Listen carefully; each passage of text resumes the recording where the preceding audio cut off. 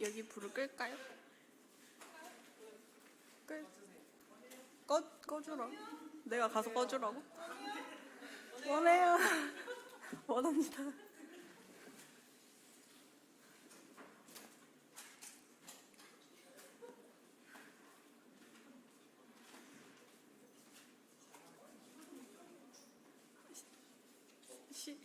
시작을 해요? 시작해요? 그럼 지금 집중의 박수. 네, 저희는 상부상조 예림이래. 죄송해요. 죄송해요. 예빈 자매님이랑 여경 자매님이랑 유림 자매님이랑 저랑 이렇게 해서 상부상조 팀 14장부터 19장 주제는 다 같이 읽어볼까요? 시작. 주제를 생각하면서 최대한 주제 위주로 죄송해요. 주제 위주로 해가지고요. 그거 말고는 다른 거 좀 덜어내려고 했습니다. 그래서 목차 같은 경우는 각 사람에 대한 죄의 책임을 먼저 하고 하나님의 본심을 마지막으로 뺐고요. 책임을 2개로 나눴어요. 그 중간에 포도나무에 빗댄 심판이랑 음녀와 같은 이스라엘을 잠깐 다루고 4번은 지금 제외가 됐는데 여기 목차에 못 뺐네요. 죄송합니다. 자, 먼저 하기 전에 에스겔 14장부터 19장까지 다 읽어오셨죠? 숙제 다 해오셨죠? 네, 알겠습니다. 각 사람에 대한 죄의 책임 14장부터 보겠습니다. 먼저 이분은 에스겔인데요. 이스라엘 장로 두어 사람이 에스겔한테 무엇을 물으러 왔어요. 근데 이 사람들이 주님 말씀하시기를 인자야 이 사람들이 자기 우상을 마음에 들이며 죄악의 걸림돌을 자기 앞에 두었으니 그들이 내게 묻기를 내가 조금인들 용납하랴라고 얘기하신 부분을 봤을 때 그들은 에스겔한테 무엇을 물어보러 왔는데 그들 마음속에는 이미 우상이 가득했던 거죠. 그래서 여기서의 죄악의 걸림돌은 우상이라고 생각하면 되는데 그래서 이스라엘 장로들이 자기의 마음에 우상을 두고 앞에 찾아왔는데 주님이 그것을 용납하겠는가? 용납하지 않겠다는 거죠. 그러면 이들은 어떻게 하나님 앞에 섰어야 됐나? 당연히 자신의 마음속에 우상 및 가증한 것을 떠나고 나서야 물어봤어야 됐다. 이들이 마음속에 우상을 두고 와서 하나님한테 물으러 온 것을 보고 주님이 마음에 들지 않았던 부분입니다. 그래서 14장 4절을 보면 죄악에 거치는 것, 즉 우상을 자기 앞에 두고 선지자에게 나아오는 자는 그 우상의 수요대로 보응하겠다라고 써져 있는데 이게 무슨 말이냐면 그 너희가 갖고 있는 많은 우상에 걸맞게 그에게 답변하겠다라고 세변역을 통해서 볼 수 있습니다. 또 이는 이스라엘 족속이 다 우상으로 인하여 나를 배반하였으므로 내가 그들의 마음에 먹은 대로 그들을 잡으려 함이니라. 왜 앞에 있으니까 좀 떨리네요. 네, 이런 식으로 너희가 마음먹은 대로 내가 너희를 잡겠다. 너희를 책임을 묻겠다라고 생각하시면 됩니다. 그래서 14장 7절과 8절인데요. 이런 부분을 봤을 때 누구에게 이스라엘 족속 그리고 외국인들에게 무엇을 우상을 마음에 들이고 하나님께 묻고자 하면 어떻게 여호와께서 내 백성 가운데서 끊겠다고 말씀하셨습니다. 그리고 14장 9절을 보면요. 조금 천천히 할까요? 좀 빠르나요? 좀 천천히. 네, 14장 9절을 보면요.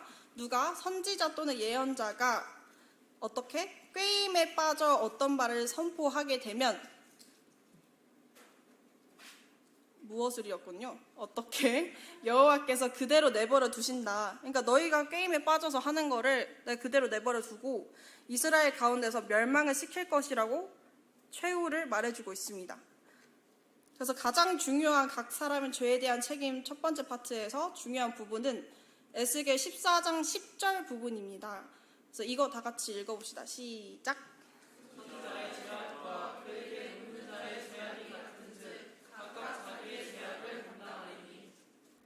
그러니까 각각 자기의 죄악을 담당하게 되는 거예요. 그 사람마다의 각각에 가지고 있는 그 죄가 있으면 너가 그 각 사람에 대한 죄의 책임의 주제에 맞게 담당하는 것도 너의 죄의 크기에 따라 담당하게 된다는 것을 에스겔 14장 10절을 통해서 볼 수 있고요. 그러면 주님은 어떻게 죄악을 담당하시게 할까가 이제 하나님께 범죄한 날에 임할 재앙 4가지로 13절, 15절, 17절, 19절에 나와요. 그래서 가령이라는 거는 이제 가상의 상황을 보고 얘기를 하는 건데, 가령 기근을 내리거나 아니면 가령 사나운 짐승을 그 땅에 다니게 하거나 칼로 그 땅에 임하게 한다. 여기서의 칼은 전쟁을 의미합니다. 또한 전염병을 내려서 이런 재앙을 내리겠다라고 이야기하십니다. 그리고 14장, 14절, 16, 18, 20절에 그 세 사람이 반복적으로 서술되어 있는 걸 볼 수 있어요. 이 세 사람이 노아, 다니엘, 욥인데 결국에는 이렇게 생각하시면 돼요. 의로운 사람들이라고 생각하시면 됩니다. 그래서 노아, 다니엘, 욥처럼 의로운 사람들도 자신의 자녀를 건지지 못해요. 자신이 의로웠기 때문에 겨우 자기 생명만 건지지, 노아, 다니엘, 욥이 의롭다고 해서 그들의 자녀까지 건질 수 있는 것은 아니다라는 것을 여기서 보여주고 있습니다. 또한 22절도 보면 그 가운데서 피하는 자가 남아있어 끌려 나오리니 곧 자녀들이다. 결국에는 20절, 22절을 봤을 때 그들의 죄를 그들이 감당하시겠다라는 것을 이야기하고 있습니다. 그래서 22절도 마찬가지로 자녀들은 만약에 죄를 짓지 않았다면 그들은 책임도 그들 것이 아님을 볼 수 있습니다. 그리고 14장 23절이요. 3절인데 주님이 이유 없이 한 것이 아닌 줄을 알리라라고 했을 때, 그렇다면 주님이 행하신 일의 이유가 도대체 무엇인가 라고 봤을 때 그들이 범죄를 했기 때문에 하나님은 굉장히 공의로우신 분이기 때문에 그 범죄한 것에 대해서 심판을 하실 수밖에 없었습니다. 그래서 주님이 하시는 일에 대해서는 모두 이유가 있고 계획이 있으시다는 것을 알 수 있습니다. 다음으로는 에스겔 15장은 포도나무에 빗댄 심판으로 나와 있습니다. 그래서 여기 같은 경우는 하나님 본심을 위해서 주님이 얼마나 이스라엘 죄를 어떻게 생각하는지에 대해서 알려드리기 위해서 잠깐 보고 넘어가겠습니다. 그래서 원래 이제 포도나무 같은 경우는 이렇게 열매를 맺으면 우리가 포도를 막 먹잖아요. 근데 만약에 포도 열매를 맺지 못하는 포도나무라고 생각을 해보면 포도나무 그 가지로는요 굉장히 그게 튼튼하지 않아서 물건도 못 만들고 나무 못도 못 만든다고 합니다. 그래서 열매를 맺지 못하는 포도나무는 그 자체로 쓸모가 없어요. 쓸모가 하나도 없는데 주님은 이스라엘을 불에 탄 가지라고 얘기를 하십니다. 불에 탄 포도나무 가지. 그러니까 그냥 타지 않는 가지도 그렇게 쓸모가 없는데 이스라엘은 불에 탄 가지라는 거예요. 그래서 이스라엘 같은 경우는 전쟁과 재앙으로 무너질 대로 무너졌기 때문에 주님이 불에 탄 가지라고 비유를 하셨습니다. 8절을 보면 내가 그 땅을 황무케 하리니 이는 그들이 죄를 지었기 때문이다. 근데 그들이 그만큼 불에 탔고 그만큼 망가졌기 때문에 주님이 심판하시겠다라고 여기서 나타내고 있습니다. 그 다음 에스겔 16장 보도록 하겠습니다. 에스겔 16장 같은 경우는 주님이 남편이고 이스라엘을 아내로 비유한 부분입니다. 먼저 이제 이스라엘이 처음에 태어날 때 출생도 진짜 좋지 않고 태어나는 곳도 뭐 땅바닥 아무것도 없는 그냥 피덩이 그 자체였어요. 그 피덩이 그 자체에 거기 이제 읽으셨으면 아시겠지만 뭐 귀걸이도 걸고 코걸이도 길고 뭐 비단을 씌우고 금은으로 장식해서 이 아무것도 없는 피덩이를 무려 그러니까 왕후의 지위로 나아가게 했는데 이들은 자신의 화려함을 믿고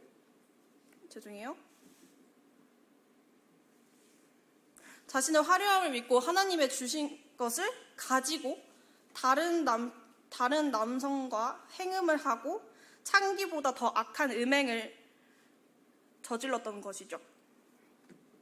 그래서 주님이 굉장히 화가 나신 부분이 너가 어렸을 때를 기억하지 못하고 이 모든 일로 나를 분노하게 만들었고 네가 네 행위대로 보응할 것이다 라고 심판을 하시려고 합니다. 그래서 거기에 써져 있는 건 우리가 소돔과 고모라가 굉장히 음행과 안 좋은 대표적인 아이콘이잖아요. 근데 여기서는 소돔과 고모라보다 악하다라고 써져 있어요. 그래서 그만큼 예루살렘이 얼마나 이스라엘이 얼마나 망가졌는지를 볼 수 있고, 그래서 하나님이 아까 말씀했던 것처럼 행위대로 보응하시겠다라고 표현을 하고 있습니다. 그러나 마지막쯤에 언약을 기억하시고 영원한 언약을 세우려고 나온 부분도 있는데 여기는 주제와 벗어나는 부분이어서 잠깐 보고 마치도록 하겠습니다. 그 다음 각 사람에 대한 죄에 대한 책임 두 번째 부분인데요. 18장 한번 봅시다. 18장 여기 같은 경우는 이스라엘 속담 중에 아비가 신포도를 먹었으므로 아들의 이가 시다라는 속담이 있었대요. 그러니까 예를 들어서 선진 형제님이 신포도를 먹었는데 재원이 이가 시린 거예요. 사실 말이 안 되죠. 상식적으로 말이 안 되는데 결국에는 이스라엘 백성들이 하고자 하는 말이 뭐냐면 색깔 한번 배치해서 보세요. 네, 아비가 신포도를 먹고 아들이 이가 시었고요. 조상이 죄를 지었는데 벌은 내가 받는 것 같다. 이거 너무 불공평하지 않느냐. 이거를 말해주는 속담입니다. 그래서 여기서 아비가 조상이고 신포도가 죄고 아들이 내가 되는 거죠. 그래서 죄는 조상이 지어놓고 왜 우리가 벌을 받냐. 이렇게 불평불만을 하고 있는 부분입니다. 그래서 주님이 이스라엘 족속들에게 말씀하십니다. 너가 지금 공평하지 않다라고 했는데 내가 지금 공평하지 않다라고 했는데 지금 너희가 공평하지 않는 것이 아니냐라고 얘기를 하시고 계세요. 그러면 주님이 공평하신 이유에 대해서는 우리가 알아볼 필요가 있습니다. 그리고 주님 같은 경우는 에스겔 18장 3절을 보면 끊겼죠. 네. 18장 3절을 보면 너는 이 속담을 쓰지 못하게 할 것이고 모든 영혼이 다 내게 속한지라 아비의 영혼이 내게 속한 같이 아들의 영혼도 내게 속하였나니. 그러니까 결국에는 아버지나 아들이나 모든 영혼은 다 나한테 속해 있고 범죄하는 그 영혼이 죽으리라라고 써져 있는 부분을 봤을 때 아버지나 아들이나 범죄하는 그 사람, 그 각 사람이 죄에 대해서 하는 거지 아빠가 죄를 범했다고 해서 아들이 책임을 주는 것도 아니고 아들이 죄를 지었다고 해서 아버지가 책임을 주는 것도 아니다라는 것을 이야기하고 있습니다. 결국에는 내가 불공평한 게 아니라 너희가 범죄했기 때문에 벌을 받는 것이다라고 표현하고 있습니다. 자, 그러면 여러분 의인은 살리라 죽으리라 중에 무엇일까요? 죄송해요. 하나, 둘, 셋. 다 같이. 안 들려요. 다시. 다 같이 시작. 살리라. 의인은 살겠죠? 그러면 아버지가 의인이고 아들이 죄를 범했을 때 아들은 살리라 죽으리라 중에 죽으리라. 맞죠? 그 다음 세 번째. 아버지가 죄인이고 아들이 의를 행하면 아들은 살리라겠죠. 또 악인이 마음을 돌이켜서 의를 행하게 된다면 살겠죠. 그 다음 두 번째, 의인이 범죄하면 죽게 됩니다. 결국에는 우리도 이렇게 잘 알고 있잖아요. 결국에는 아버지든 아들이든 의를 행하면 살고 죄를 행하면 죽는다라는 것을 여기서 보고 계십니다. 그래서 에스겔 18장 20절을 보면 의인의 의도 자기한테 돌아가고 악인의 악도 자기에게 돌아간다. 그러니까 의든 죄든 너의 책임이라는 것을 보여줄 수 있고요. 중요한 부분은 18장 30절에 각 사람이 행한 대로 심판하겠다라고 적혀 있습니다. 그래서 주님은 각 사람들이 행한 대로 내가 심판할 것이지 서로의 아버지나 아들 관계에 대해서 의와 죄를 책임을 묻거나 그러진 않겠다. 너희가 행한 대로 내가 너희를 심판하겠다라고 표현하고 계십니다. 자, 너무 빨리 끝나나? 저 얼마 안 남았습니다. 하나님의 본심 파트로 가보도록 하겠습니다. 저희 조가 제일 집중했던 거는 에스겔 18장을 통해서 하나님의 본심을 들여다보려고 노력했습니다. 그래서 처음에는 주님이 본심이 나는 공의로우니까 너희가 행한 대로 심판하겠다. 이게 주님의 본심일까요? 아니겠죠. 이건 아닙니다. 18장 23절, 31절 다 같이 읽어보도록 하겠습니다. 23절 시작.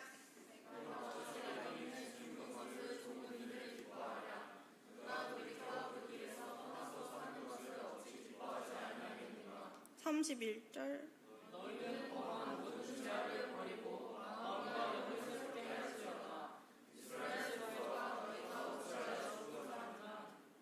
그럼 여기서 주님은 악인이 죽는 것을 기뻐하시는 거예요? 기뻐하지 않는 거예요? 기뻐하지 않는 겁니다. 그럼 만약에 그러니까 악인이 돌이켜서 나한테 다시 오는 것을 기뻐하는 거예요? 기뻐하지 않는 거예요? 기뻐하시는 거죠.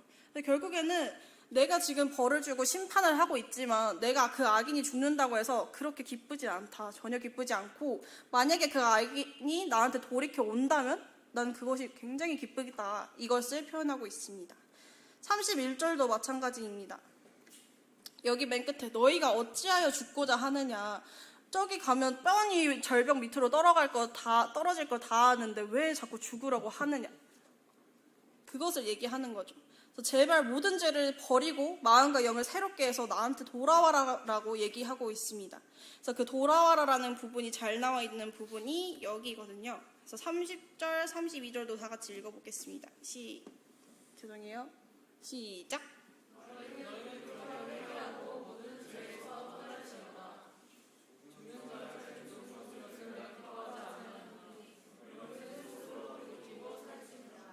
(30절과) (32절에) 공통적으로 나오는 단어가 뭐죠?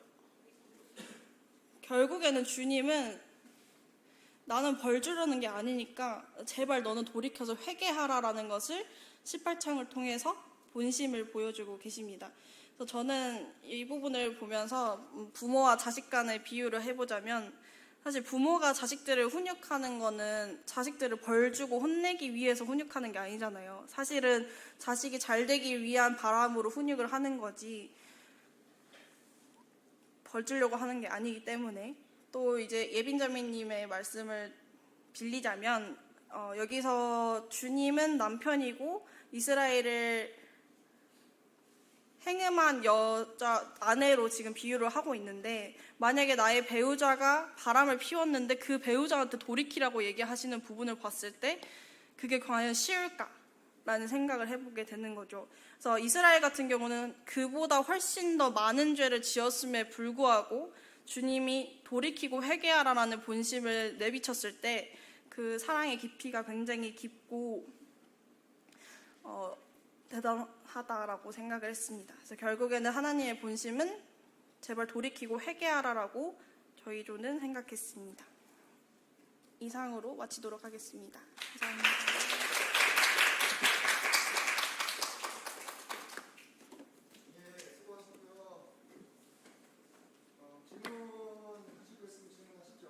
저한테요?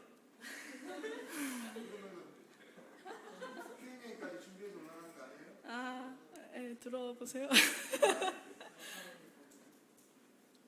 제가 질문할 게 없나 보네요. 제가 질문 좀. 예. 오늘 발표하신 내용이 제가 에스겔 총론을 할 때 에스겔에서는 항상 하나님의 영광과 결부되어 있는 성경이라는 말씀드렸잖아요. 오늘 발표하신 내용은 하나님의 영광과 어떻게 결부가 됩니까? 저요? 네. 아니면 조에서도 하셔도 됩니다. 조에게 맡기도록 하겠습니다. 저는 조를 믿기 때문에. 예빈자매님. 그러면 지금 50분인데 4시까지 10분 동안 쉬고 2교시 할 때 제가 끄집기 할게요. 그 10분 동안에 조 안에서 토의하셔가지고 이따 초반에 발표해 주시면 좋겠습니다. 제가 그리고 PPT 저한테 안 보내주셨거든요. 네. 안 보내주셔서 제가 질문을 드린 겁니다. 보내주세요. 자, 김윤경 알겠습니다. 김윤경.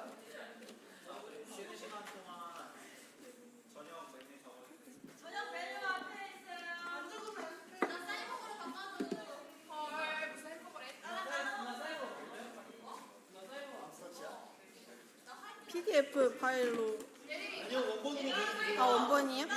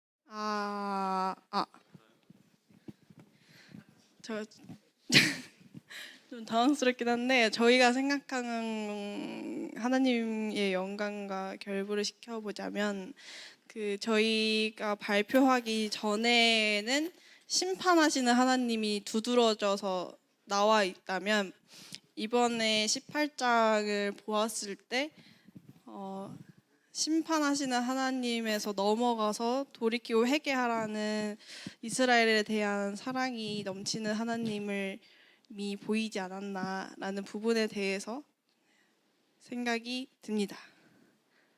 이상입니다.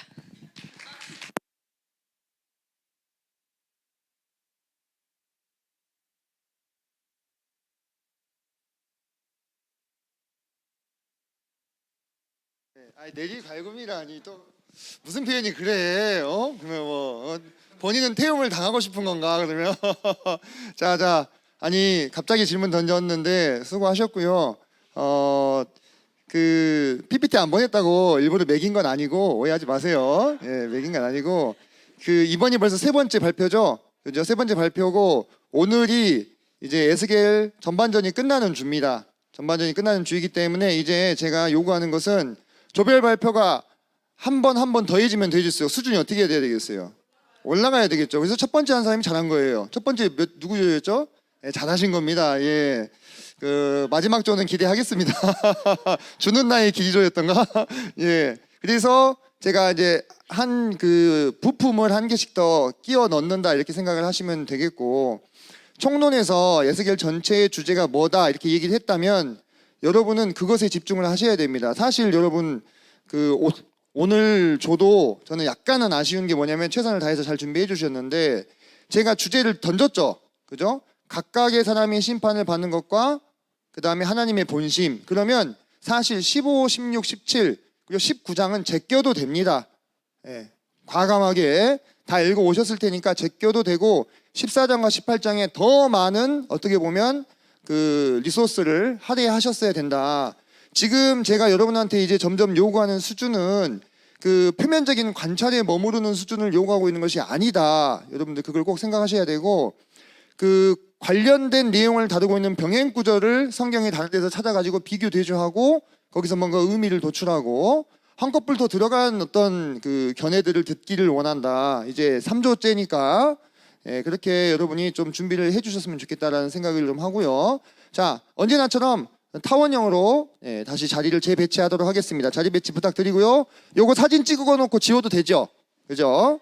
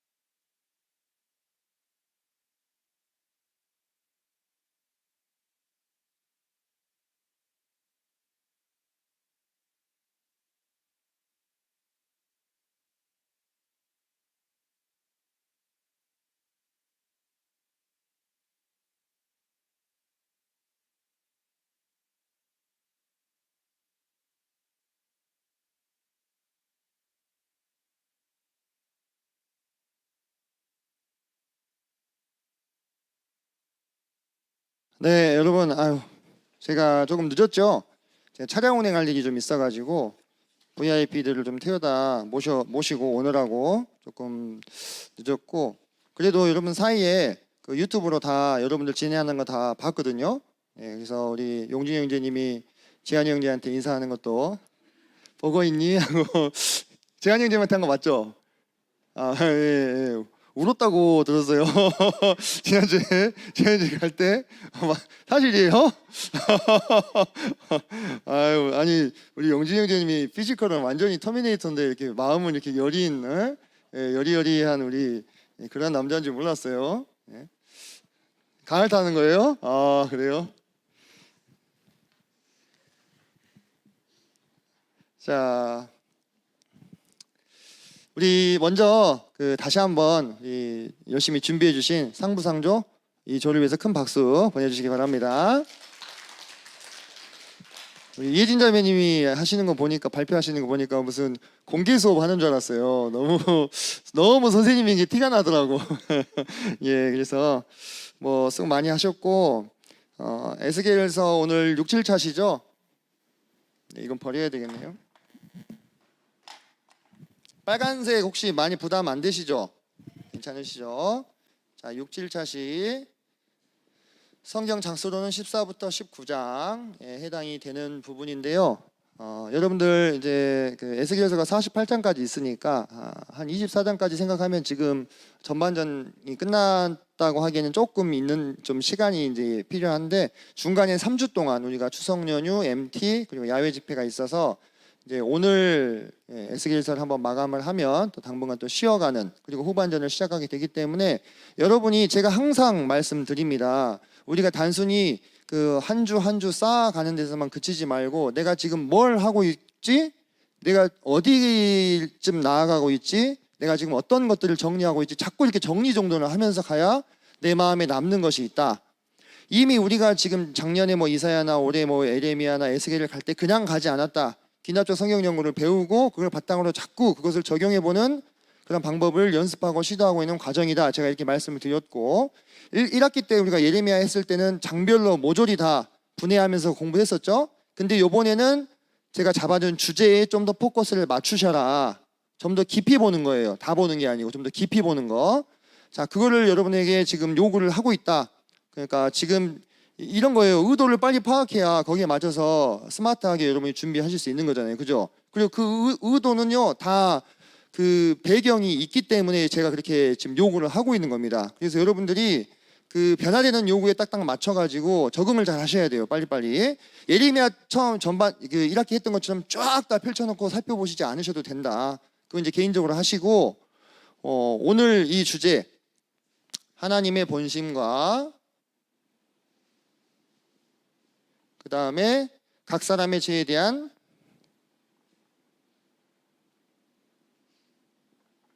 책임. 자, 이 부분을 우리가 어떻게 이제 바라볼 것인가. 일견 봤을 때 제가 왜 하나님의 영광과 결부된 부분이 무엇이냐 이렇게 여쭤봤던 것은, 일견 봤을 때 이 부분은 우리가 지금까지 계속해서 선지서에서 다루었던 죄를 고발하고 심판을 예고하고, 그죠? 회개를 촉구하고 회복을 역서가는 그 기본적인 틀에서 크게 벗어나는 것이 없죠. 이걸 어떻게 우리가 하나님의 영광과 결부를 시킬 거냐. 에스겔은 다 하나님의 영광과 관련이 있다고 그랬는데, 물론 기계적으로 우리가 모든 장을 다 대입하라는 얘기는 아니지만, 종합적으로 전체적으로 하나님의 영광과 어떻게 결부시킬 것이냐. 그러면 하나님의 영광이 뭐냐? 제가 이것도 실은 설명을 드렸습니다. 하나님의 영광에 대한 개념이 정확히 모르겠어요 이렇게 말씀을 하시길래, 자, 제가 그랬어요. 영광이라는 게 뭔지 설명드렸잖아요. 그죠? 영광스럽다, 영광을 받다, 이것이 뭔지 예를 들었잖아요. 만약에 우리나라 사람 중에 어떤 사람이 정말로 기똥찬 소설을 써가지고 노벨 문학상을 한국인 최초로 받았어. 그거 뭐라고 우리가 얘기할 수 있습니까? 대단히 영광스러운 일이죠. 그죠? 영광스러운 일. 왜 영광스러워요? 지금까지 아무도 해내지 못했던 일을 했잖아요. 그죠? 그래서 영광, 차별화가 되니까, 구분이 되니까 그것이 영광스럽다. 또는 제가 이런 얘기 했죠. 이런 얘기를 했던 것 같은데, 우리가 연예인을 실물로 보면 얼굴을 쳐다보기가 힘들다 그러잖아요. 그죠? 너무 잘생기거나 너무 예뻐가지고, 하여튼 뭔가 나랑 구별되는 엄청나게 뛰어난, 압도적인, 그죠? 이런 존재를 만나게 되었을 때 드는 외경심 또는 차이, 느껴지는 이런 것이 상대방이 뭘 지금 바치고 있는 거예요? 영광을 바치고 있는 거예요. 상대방을 예배하고 있는 거다 이렇게 말씀을 드렸잖아요. 그죠? 그러면 우리가 하나님의 영광을 했을 때는 이런 이미지를 마음 한구석에 담아놓고, 도대체 이 안에서 어떻게 하나님께서 그분의 영광과 결부를 시킬 수 있을 것인가, 이렇게 접근을 하나하나 파고 들어가 보는 겁니다. 이해되시죠? 자, 그러면 저는 이제 한 구절을 가지고 한번 시작해 볼까 합니다. 14장 9절을 한번 볼까요? 에스겔서 14장 9절.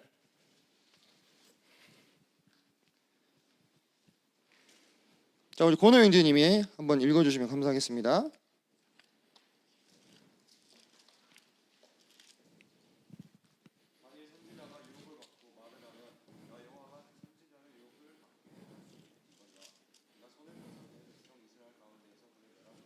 자, 여러분들 9절 이해 잘 되십니까? 어떤 부분이 이해가 안 되십니까?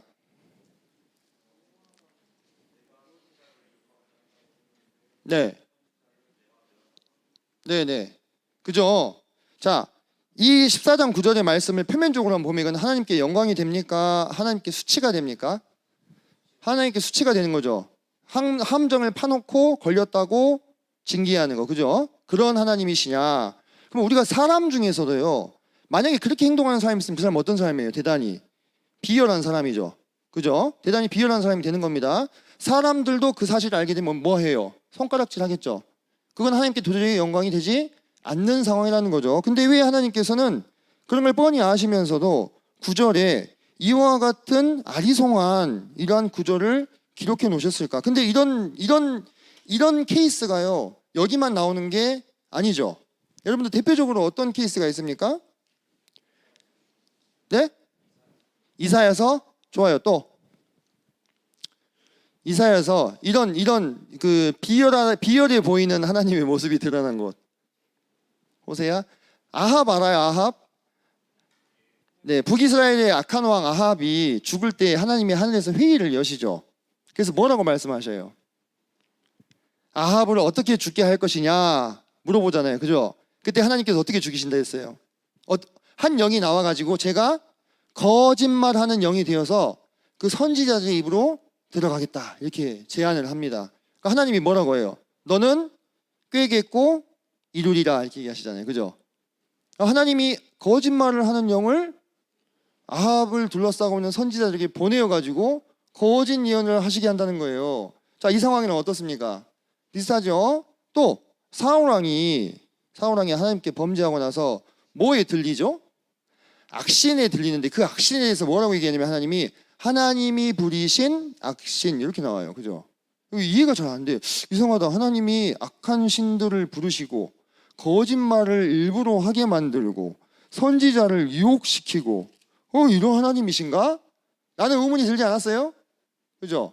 네, 우리가 이런 경우에 접근법이 다양하게 있을 수 있는데 하나님의 영광을 살펴보기 위해서 하나님께 수치됨이 무엇인지를 역으로 따지다 보면 이게 뚜렷해지는 경우가 있습니다. 우리가 그런 접근법들을 쓰죠? 그죠? 자, 여러분들 보세요. 그러면 여기서 이것을 우리가 어떻게 봐야 될 것이냐? 먼저 우리가 이제 언어적으로 살펴보면 히브리 동사 명령형 용법에는 이렇게 시켰다, 뭐뭐 하라, 이게 명령형이잖아요. 그죠? 근데 이게 어떻게도 해석이 되냐면 이러이러하게 허용하다, 그냥 이렇게 하게 두다, 이런 뜻으로도 해석이 가능합니다. 그러니까 우리가 지금 우리 개역개정 성경으로만 봤을 때는 진짜 하나님이 비열한 존재가 되실 수 있는데 지금 이렇게 해석이 가능하다는 걸 듣고 나니까 조금 순화가 되는 것도 있죠. 자, 과거에는 이런 구절들을 어떻게 설명도 했냐면 하나님이 주권자 하나님이기 때문에 주권자 하나님은 무엇이든 하실 수 있으시다. 그러니까 이렇게 속일 수도 있고 거짓말도 할 수 있는 거 아니냐? 뭐 논리적으로 틀린 말은 아니지만 뭔가 깨짐직하죠. 그 설명 자체는. 그죠? 그래서 우리가 좀 더 들어가 보도록 하겠습니다. 일단 원어적으로 이렇게 허용하다, 하게 두다라는 의미가 있다라는 걸 일단 확인하시고요. 자, 그 다음에 우리가 14장 어디를 보냐면 위로 올라가서 7절을 한번 봐보세요. 자, 보면은 이스라엘 족속과 이스라엘 가운데 거리하는 외국인 중에 누구든지 나를 떠나고 자기 우상을 마음에 들이며 죄악의 걸림돌을 자기 앞에 두고 자기를 위하여 내게 묻고자 하여 선지자에게 가는 모든 자에게, 이렇게 나오죠. 자, 잘 보시면 지금 여기서 하나님께서 유혹하시겠다고 하는 이 선지자가 나오고 그 다음에 이 선지자에게 물으러 가는 일단의 무리들이 나오죠. 그죠? 이 무리들이 선지자에게 가서 이제 묻는 거예요. 근데 이 무리들의 성격이 어때요? 1번, 나를 떠나고 하나님을 떠난 무리예요. 자, 2번, 자기 우상을 마음에 들인 무리. 3번, 죄악의 걸림돌을 자기 앞에 둔 무리. 4번, 자기를 위하여 묻는 무리. 자, 잘 보십시오. 지금 하나님께서 헛된 것을 선지자가 말하게끔 시키겠다 또는 허용하시겠다 했을 때 그 헛된 말을 듣는 무리는 어떤 사람들로 생각이 돼요? 하나님의 주권이 회복된 사람들 같아요? 아니면 주권이 회복되지 못한 사람들 같아요? 전혀 되지 않은 사람들이죠. 그죠? 하나하나 우리가 탐정이 돼서 캐고 들어가는 거예요. 자, 그러면은 우리가 제가 에스겔에서 처음에 설명할 때 그랬잖아요. 성경 전체의 저술 목적이 뭐라 했어요? 하나님의 주권이 회복된 하나님의 나라를 통한 하나님의 영광이다 이렇게 얘기했죠. 맞죠? 그죠? 하나님의 주권이 회복된 하나님의 나라를 통한 하나님의 영광을 추구하는 것이 성경 전체의 목적이다. 그럼 하나님의 주권이라는 건 뭐예요? 나 중심에서 누구 중심으로? 하나님 중심으로 삶의 자세와 관점과 가치관과 태도가 바뀐 사람. 이 사람이 마음에 뭐가 회복된 사람이에요? 하나님의 주권이 회복된 사람. 신약시대에는 우리를 하나님의 나라라고 말씀하셨죠. 그죠? 우리 성도들이 하나님의 나라죠. 뿐만 아니라 하나님의 성전이 되어서 우리 안에 성령께서 내주하신다. 우리가 앞에서 예수께서 살피면서 다 알아봤죠. 자, 그렇다면은 우리가 지금 하나님께서 미혹하시기로 한 선지자들의 말을 듣는 무리들의 성격을 4가지를 살펴봤죠. 이들은 나 중심에 속해 있는 사람들이에요? 아니면 하나님 중심에 속해 있는 사람들이에요? 나 중심에 속해 있는 사람들이잖아요. 그죠? 여기에 속해 있는 무리들이잖아요. 이 무리들은 유대인들이었죠. 그죠? 표면적으로는 유대인들이었습니다. 혈통적으로는. 하지만 그들은 전혀 인류의 역사를 관통하고 있는 하나님의 의도와 목적을 헤아리지 못하고 있는 사람들이에요. 첫 번째 단계에서 하나님의 주권이 회복되지 못한 사람들인데 어떻게 하나님의 영광을 추구할 수 있겠어요? 그렇지 않습니까? 맞죠? 자, 그러면 이 나 중심의 사람들의 특징이 뭐냐? 나 중심의 사람들의 특징이 무엇이냐? 우리가 그것을 좀 생각해 봐야 될 필요가 있는데,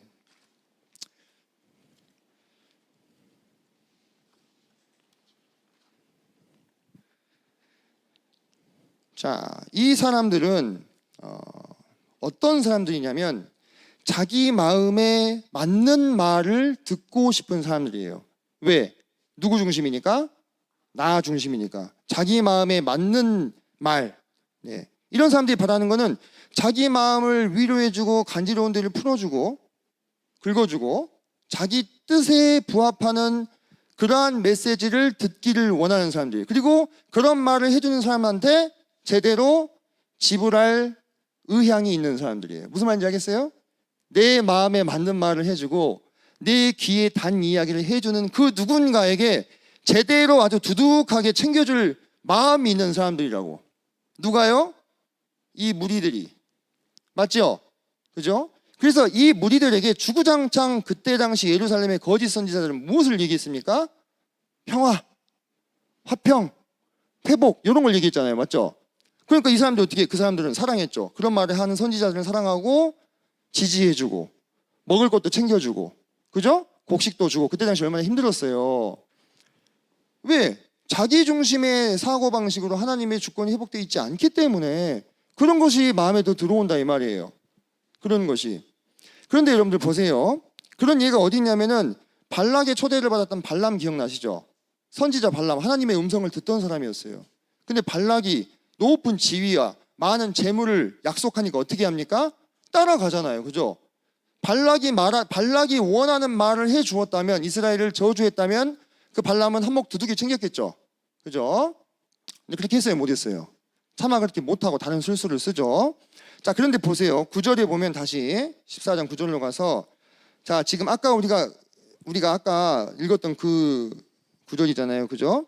자, 만일 선지자가 유혹을 받고 했어요. 이 유혹의 실체는 뭡니까? 선지자가 유혹을 받는다 했잖아요. 유혹. 무슨 유혹을 받는 거예요, 지금? 대충 읽으면 하나님의 유혹을 받는 것처럼 보여요. 그죠? 하나님이 뒤에서 선지자를 유혹을 받게 하였다 이렇게 하잖아요. 근데 하나님이 받게 한 것은요, 하나님이 하신 것은요, 유혹이 아니라 유혹을 받는 행위지 그 유혹의 실체는 아니에요. 그죠? 그 유혹은 뭐예요? 무슨지 이해 안 돼요? 자, 하나님이 이 선지자에게 공이 날아오는데 공이 날아오는 걸 허용하셨지만 이 공 자체를 던진 건 아니잖아요. 지금 그죠? 이 유혹은 무슨 유혹이냐면 방금 제가 발람의 예를 들어드렸잖아요. 그 마음속에서 일어난 유혹을 말하는 거예요. 욕심을 말하는 거예요. 욕심을. 자, 어떤 욕심이냐? 자, 우리가 그 시대로 한번 들어가 봅시다. 입체적으로. 이 무리들이 왔어. 딱 봐도 하나님이랑은 상관없는 사람들이야. 뭔가 선지자에게 이야기를 듣고자 왔어요. 근데 무슨 얘기를 듣고 싶어? 평화와 화평과 회복의 이야기를 듣고 싶어. 그러면 이 선지자가 이 무리들을 보고 눈으로 자, 이 피부로 느끼고 분위기를 판단을 하죠. 근데 딱 마음에 무슨 생각이 들어? 아, 얘네가 지금 무슨 얘기를 듣고 싶어 하는지를 알겠어. 선지자들은 눈치가 빨라야 돼. 예나 지금이나 신을 모시는 사람들은 점집에 가면 어때? 점쟁이들이 눈치로 때려 맞추죠. 그죠? 아들이 둘이구만 이러면서 막, 그죠? 아니면 하나 더 태어나야 되는데 죽었어. 그래서 막 그러면서 막 풀잖아요. 그죠? 눈치로 보니까 얘네가 지금 자기 말을 듣고 싶어 하는 것 같아. 그럼 한번 생각해 봅시다. 그런 상대방을 보고 상대방이 지금 바라는 것이 무엇인지를 인지하고 상대방이 원하는 말을 감각할 수 있는 그 감각 기관들이 제대로 작동하는 것은 그 순간에 그 기능이 감퇴되거나 사라지지 않고 제대로 작동하는 것은 하나님이 그 선지자에게 뭘 주셨기 때문이에요. 생명을 주셨기 때문이죠. 그죠? 그리고 오감을 주셨기 때문이잖아요. 그죠? 그래서 그걸 감각할 수 있는 거예요. 그 순간에. 뭔 말인지 알겠어요? 그러면 하나님께서 그 순간에 만약에 이 선지자의 오감을 퇴행시켜 버리셨다. 순식간에. 그러면 그런 분위기를 감지할 수 있어요? 없어요? 없지요. 근데 하나님 이렇게 하셔야 안 하셔요? 안 하신다는 관점에서 하나님은 지금 유혹을 뭐 하고 있는 거예요? 허용하고 있는 거예요. 이해되세요? 어떤 의미인지 이해되십니까? 하나님께서 이 무리들이 듣고 싶어하는 말을 선지자가 하지 못하게 막으려면 선지자의 눈을 그 순간 멀게 하시거나 귀를 어둡게 하시거나 판단력을 흐리게 하시면 되잖아요. 근데 그렇게 개입을 하셔야 안 하셔요? 안 하고 그대로 두신단 말이에요. 이해돼요? 그게 뭘 지금 허용하고 있는 거예요? 유혹을 허용하는 상황이에요. 그렇다면 잘 보세요. 이 상황에서 선지자가 마음속에 생각하는 거예요. 아, 지금 쟤네들이 지금 듣고 싶어하는 얘기가 이거네. 딱 느낌이 왔죠? 이 상태에서 뭘 할 수 있는 겁니까? 그렇지. 선택을 할 수 있는 거야. 선택을 할 수 있는 거야. 그렇지. 이 왜 선택이 중요하냐? 이 선택이 들어가야만 어떤 개념이 여기 붙을 수 있어요? 의지, 그렇지. 자유의지의 개념이 붙을 수 있어. 자유의지의 개념이 붙어야만 뭐가 붙을 수 있어? 책임이 붙을 수 있는 거지. 그죠?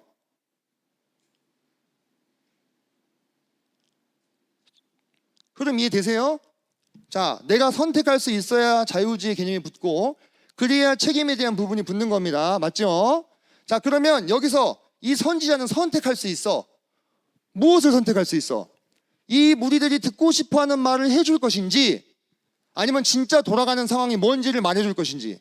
근데 진짜 돌아가는 상황은 얘네가 듣고 싶어 하는 거예요? 아니에요? 아니잖아요. 그죠? 아닌 걸 알죠? 아닌 걸 알죠. 돌아가는 상황에 바벨론한테 항복하라고 말하면 되겠어요 지금? 안 되겠잖아요. 그러니까 선지자가 뭘 선택해 버리는 거예요? 평안하라, 안전하라, 회복될 것이다. 그러면 무리들이 우와 박수치고 뭘 준다 이거예요? 곡식을 준다 이거예요. 올리브 기름을 준다 이겁니다. 그럼 그거 받아가지고 그날 저녁에 떡 해서 먹으면서 평안히 잠들 수 있겠죠? 맞죠? 자, 여러분 이 상황 속에서 이 무리들의 죄와 선지자들의 죄가 각각 분석이 되십니까? 각각 분석이 되시죠? 맞죠? 자, 그러면 여러분 이 말씀을 제가 하는 게 아니라 13장 보세요. 바로 앞에 13장 보시면 13장의 19절을 봐보세요. 제가 방금 설명하고 그대로 써놨어요. 성경에. 성경이 먼저 써놓은 걸 제가 설명을 한 거죠. 19절에 보면 잘 보세요. 너희가 두어 움큼 보리와 두어 조각 떡을 위하여 나를 내 백성 가운데서 욕되게 하여 거짓말을 고지듣는 내 백성에게 너희가 거짓말을 지어내어 죽지 아니할 영혼을 죽이고 살지 못할 영혼을 살리는도다. 22절 내가 슬프게 하지 아니한 의인의 마음을 너희가 거짓말로 근심하게 하며 너희가 또 악인의 손을 굳게 하여 그 악한 길에서 돌이켜 떠나 삶을 얻지 못하게 하였다. 거짓 선지자들이 지금 하시는 말씀이에요. 제가 방금 설명한 거랑 똑같지 않습니까? 그죠? 두어 움큼 보리와 두어 조각 떡을 위해서 이 선지자는 자기 마음 가운데 받은 유혹대로 선택해서 의지로 이런 거짓말을 얘기해 준 거예요. 근데 그 거짓말을 고지고대로 듣고 이 무리들은 뭘 또 지불하는 겁니까? 두둑하게 곡식을 주는 거지. 이들도 잘 보세요. 이들도 누구 중심이에요? 나 중심이죠. 이 선지자도 누구 중심이에요? 나 중심이에요. 지금 이 선지자가 참된 선지자였으면 하나님 중심에 하나님의 주권이 회복된 사람이었다면 하나님이 기뻐하시는 말을 해야 되잖아요. 근데 자기 입에 들어갈 곡식 걱정이 되니까 그냥 얘들 듣고 싶은 얘기 해주는 거 아니에요? 맞죠? 각자 다 뭡니까? 하나님의 영광에는 아무 쓸모없는, 아무짝에도 쓸모없는 쓰레기 같은 존재가 돼버린 거예요. 혈통은 유대인이지만. 그러니까 어떻게 합니까? 하나님이 이들을 다 죽이시는 거잖아요. 아닙니까? 여러분도 한번 분석해 보세요. 제가 설명 드린데요. 맞죠? 맞죠? 예. 그래서 결국 결론적으로 하나님께서 이들을 속이고 함정에 빠뜨렸냐 이거예요. 자기들이 자기 중심의 마음에서 자기 뜻대로 행함으로 스스로 유혹에 빠진 게 아닙니까? 그리고 이것에 대해서 하나님이 책임을 물으시는 것이 과한 일입니까? 이 안에 자기의 의지가 전혀 한 톨도 없었습니까? 정말로? 아니잖아요. 아니죠. 그죠? 자기 의지대로 선택한 거예요. 그럼 책임을 져야죠. 맞죠? 그래서 하나님께서 그들에게 각각 죄를 물으신다고 한 거예요. 여러분, 제가 이 정도 설명했으면 하나님의 영광과 결부시키실 수 있겠어요? 하나님의 영광이 지금 어떻게 되고 있어요? 심각하게 훼손을 당하고 있죠. 에스겔서 13장 19절과 22절 말씀을 통해서 하나님께서 말씀하시죠. 네. 나를 욕되게 하였다. 네. 나를 욕되게 하였다. 하나님이 뭐라 했습니까? 내 영광을 다른 이에게 주지 아니하리라. 내 이름을 욕되게 하지 아니하리라. 나를 위하여. 뒤에서 나와요. 이제 다음번 챕터에서. 여러분, 그러면 하나님의 영광이 이렇게 욕됨을 당하고 있는 상황에서 이 각각의 죄를 짊어지고 있는 이들을 각각의 죄를 따라 심판하시는 것이 하나님의 공의라 이 말이에요. 그것이 하나님의 공의라 이 말입니다.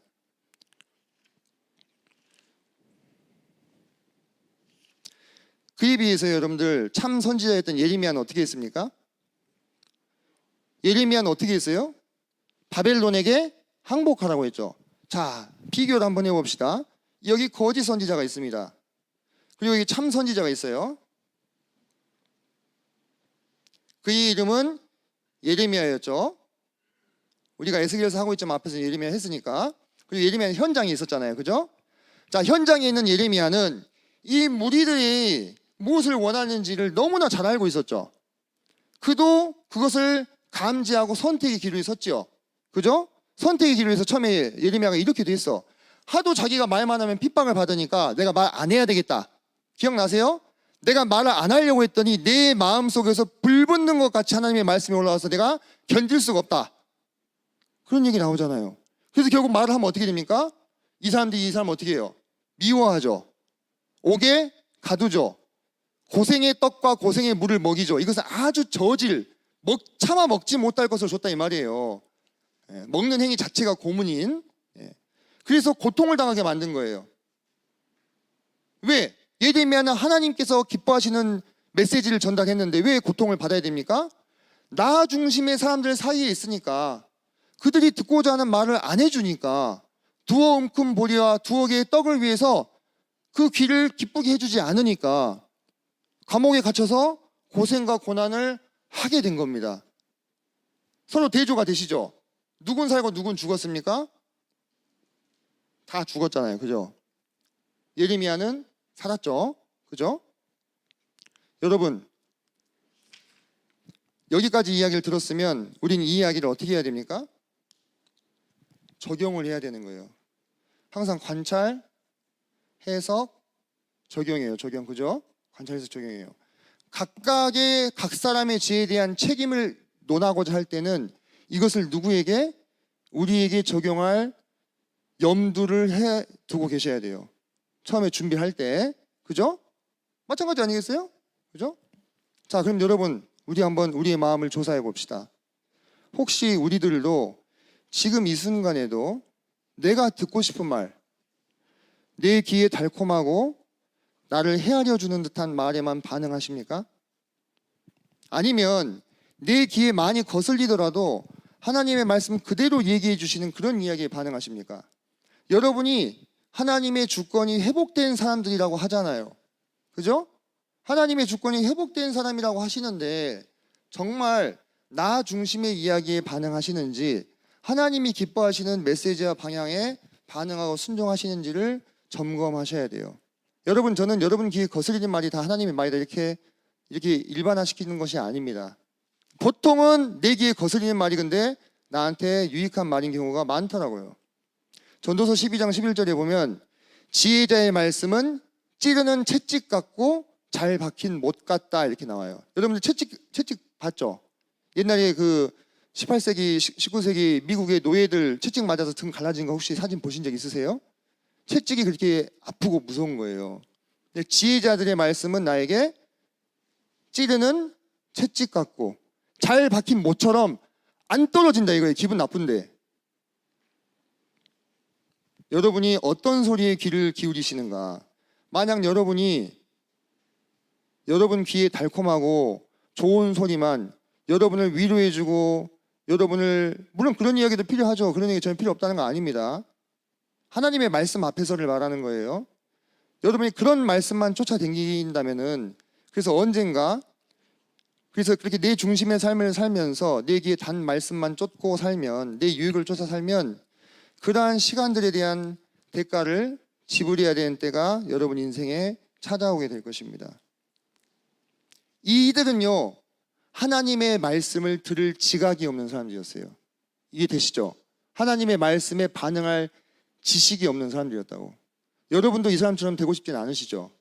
근데 우리가 조금 방심하면 사단 마귀는 손쉽게 우리를 이러한 영적인 상태로 빠지게 만들어요. 그래서 이 사람과 똑같이 거짓 선지자의 말만 반응하게 만드는 거예요. 내 마음을 헤아려주고 위로해주는 그런 말에만. 물론 그것이 필요한 것을 저도 알고 있습니다. 하지만 그게 전부가 아니고 그게 나에게 항상 유익은 아닙니다. 하나님의 말씀에 귀를 기울이고 하나님의 음성을 대언해주는 자들이 여러분 곁에 있을 때 그 말에 귀를 기울여야 돼요. 저는 대단히 묘한 것을 경험을 하게 되는데 제가 지금까지 이 교회 학교 사역에 거의 20년 가깝게 지금 해오고 있어요. 제가 20살 겨울 때부터 했으니까 중간에 뭐 군대 갔다 온 시간 빼더라도 많은 이야기를 했을 거 아니겠습니까? 그죠? 그렇지 않습니까? 많은 이야기를 했죠. 하지만요 들을 사람은 듣고 듣지 않을 사람은 안 듣는 것을 경험했어요. 내가 여기서 누구는 듣고 누구는 듣지 않는데 그런 얘기 할 수 없겠죠. 그죠? 예. 근데요 여러분 저는 옳고 여러분은 그러다 그런 얘기가 아니라 여러분 곁에 하나님의 말씀을 있는 그대로 대언해주는 자들이 있을 때 여러분이 그들의 충고와 조언에 귀를 기울이는 것이 여러분 인생의 유익임을 아셨으면 좋겠어요. 내 말 잘 들어라가 아니에요. 저 딸린 처자식들 미개 살리는 것만 해도 찐이 빠져요. 더 책임의 범위를 넓히고 싶은 마음 1도 없습니다. 근데 여러분들 성경 말씀에 그런 말씀이 있대요.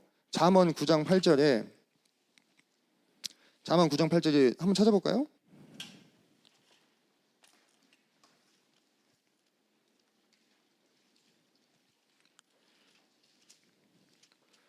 (920쪽입니다)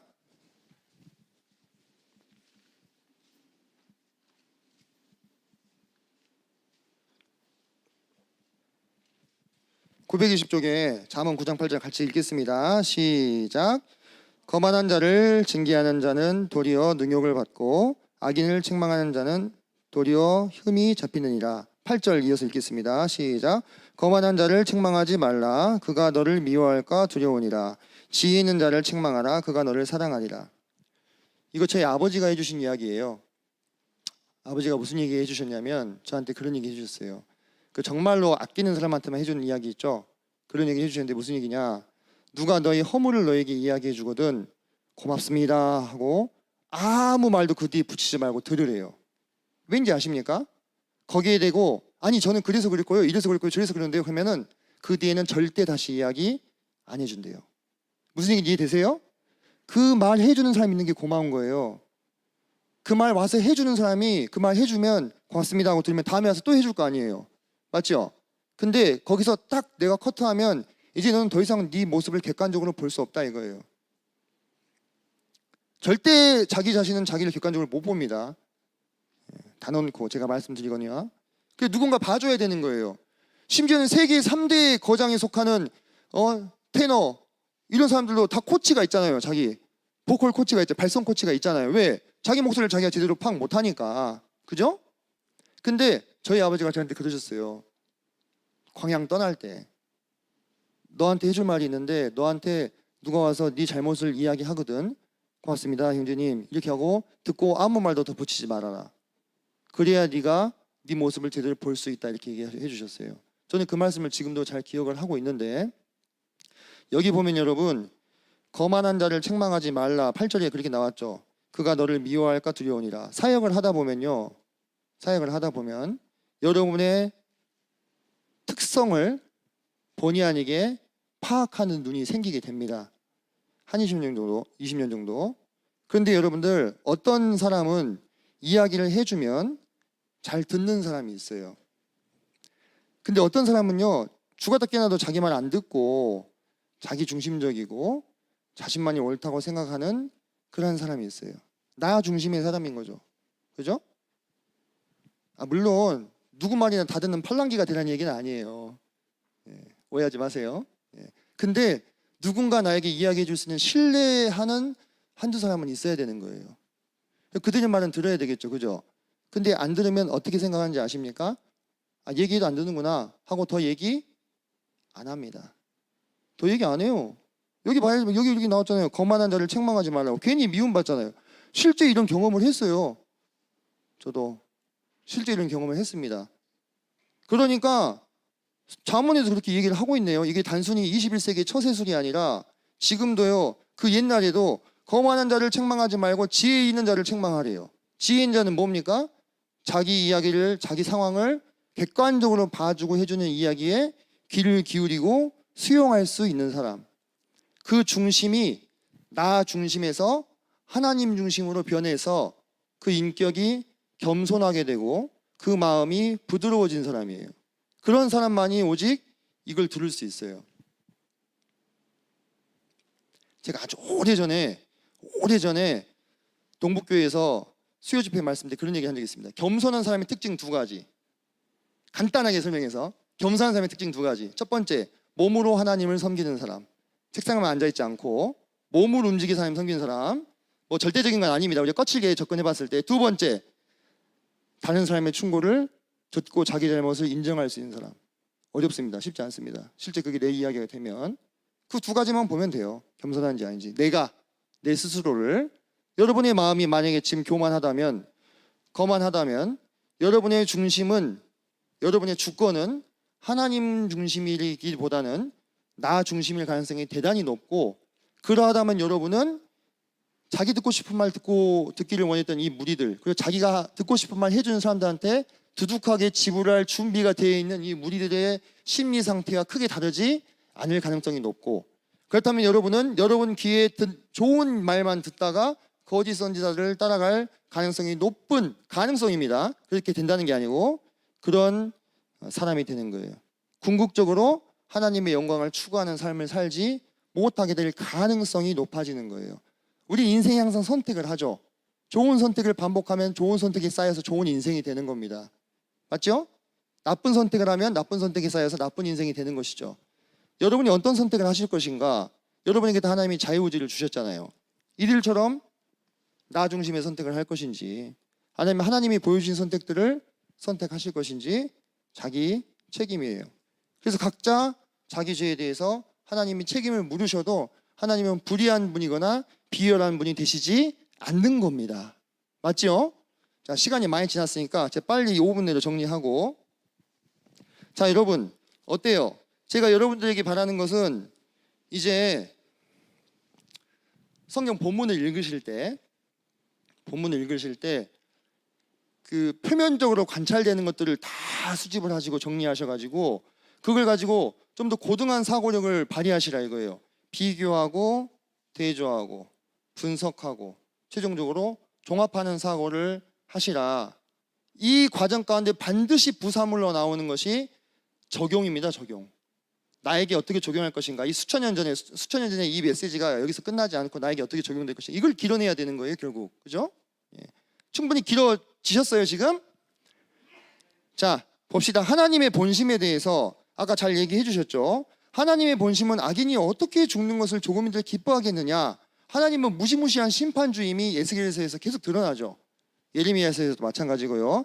하지만 그분의 본심은 악인이 심판받고 그냥 죽어버려라, 너 그냥 끝나버려라, 이게 아니라 악인이라 할지라도 그 행위와 마음을 돌이켜서 살기를 바라시는 거예요. 그렇게 바람에도 불구하고 기회를 주심에도 불구하고 끝까지 반항한 그 개인에 대해서 하나님이 결국 심판을 하시는 것이다 라는 거죠. 자, 그러면 자 보세요. 이 두 가지가 대조를 이룹니다. 각 사람의 지혜에 대한 하나님의 책임을 물으실 적에 하나님께서는 각 사람이 하나님의 영광을 추구하는 데서 멀리 떠나서 내가 중심이 돼서 내 뜻과 내 의지대로 살아간 자들을 내버려 두십니다. 내버려 두십니다. 그들이 그 선택 가운데서 망할 때까지. 그리고 그들이 하나님 앞에 섰을 때 각 사람의 삶에 대해서 책임을 물으실 것입니다. 이것이 하나님의 공의죠. 아까 말씀드렸죠. 그런데 놀랍게도 우리는 이 챕터에서 그와는 전혀 약간 상반되어 보이는 하나님의 은혜와 사랑을 발견할 수가 있습니다. 자, 하나님이 공의대로 심판하셔도 전혀 무리한 것이 없다는 걸 제가 증명해 드렸죠. 그죠? 그런데 왜 하나님이 그래서 이런 것들을 발휘하시느냐? 하나님은 온 천지 만물과 우주를 창조하신 절대 주권의 왕이시기 때문에 그래요. 자, 이스라엘의 이야기는 중동이 배경입니다. 맞죠? 중동을 다스리는 왕들에게 가장 최고의 덕목이 뭔지 아십니까? 관용입니다. 관용. 중동을 다스리는 왕들에게 제일 최고의 덕목은 관용을 베푸는 거예요. 그게 왕들에게 제일 요구되는 덕목이었고, 그 왕이 관용을 베푸는 그 장소는 그 왕에게 영광이 돌려지는 장소였어요. 문화적 배경 이해되시죠? 실제로 이 중동의 어떤 왕이 자동차를 타고 가고 있는데 어떤 여인이 여기 와가지고 넙죽 엎드려져가지고 이 길을 막아버린 거예요. 자동차 갈 수 있어, 없어요? 없어. 사연을 듣고 봤더니 이 여인의 남편이 정치범 수용소에 사형수로 잡혀 있었어요. 근데 이 사람이, 이 여인이 이 왕 앞에서, 사실 중동에서는 여인이 남자들 앞에 나서는 것도 대단히 무리한 일이잖아요. 이렇게 목숨을 걸고 자기 남편에 대해서 용서해 주시기를 간구했어요. 그때 이 왕이 어떻게 했을까요? 이 왕의 행차를 보기 위해서 수많은 사람들이 모여 있었을 거 아니에요. 그죠? 이 자리에서 어떻게 했을까요? 왕이 죄를 사했어요. 그러면 이 모든 사람들의 영광이 누구에게 돌려지는 겁니까? 왕에게 돌려지는 거잖아요. 그죠? 왕이 뭘 보였어요? 관용을 베풀었잖아요. 왕이 아주 후덕한 사람이고 아주 관대한 사람이다. 이걸 많은 사람들 앞에서 보인 거잖아요. 이 여자가 비록 목숨을 걸고 뛰어들었지만 이 왕이 그걸 용서함으로써 왕의 위엄이 선 거예요. 이 왕이 영광을 받는 자리죠. 무슨 말씀인지 아시겠어요? 이런 식으로 중동의 왕들은 관용을 최고의 미덕으로 생각했는데, 하나님께서 잘 보세요. 하나님 앞에 범죄한, 하나님의 주권을 모조리 떠나버린 사람들이 낱낱이 기소되고 있죠. 지금 15, 16, 17장을 통해서 예루살렘의 죄가 낱낱이 기소되고 있잖아요. 지금, 그죠? 형법에 의거해서 처벌하는 걸 기소라고 하죠, 우리가. 그죠? 그래서 명명백백하게 그들의 죄가 밝혀진 상황에서 이걸 말씀하시는 거예요. 그러면 누가 영광을 받으십니까? 그 하나님이 영광을 받으시는 거예요. 여러분들 그 버려진 그 아기에 비유한 거 보셨죠? 그죠? 그렇게 왕으로 만들어놨는데 그렇게 더럽게 행음을 하고 수없이 많은 창기와 같지 않다고 값을 주면서 행음을 하고, 그런 자를 어떻게 하신 거예요? 그런 이스라엘을 하나님이 18장에서 은혜와 사랑을 베푸시는 거예요. 이 상황과 비슷한가요? 그죠? 물론 이스라엘 납작 엎드린 것은 아니지만 납작 엎드리지도 않은 삶을 용서하셨다. 얼마나 더 자비롭고 위대한 왕이 되시는 겁니까? 하나님의 영광을 우리가 이렇게 기도볼 수 있는 거예요. 이 두 대조를 통해서. 그래서 제가 종합하라 했잖아요. 종합했을 때 이 챕터에서 하나님의 영광은 어떻게 드러나고 있느냐, 구조적으로, 문맥적으로. 그런 것들을 캐치를 하셔서 나눠주시면 더 좋겠죠.